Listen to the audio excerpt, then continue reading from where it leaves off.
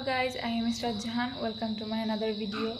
Today I'll show you how can you decorate a frame. For that you need a black color paper and draw a girl and a boy in this. Now I'm going to attach this into this frame. Now that's done. Now we need a small color paper and fold it up. After that it will look like that one. You need more like that. Now I'm going to decorate this frame with these color papers.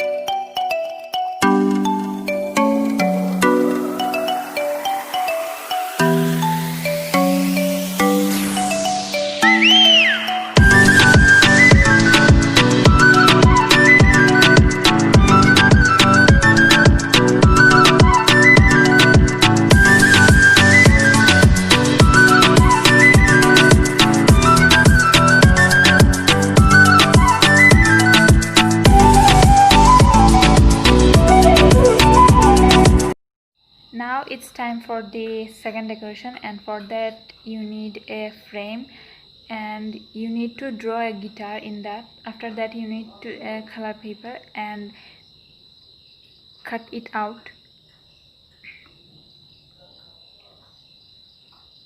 Now I'm going to decorate this guitar.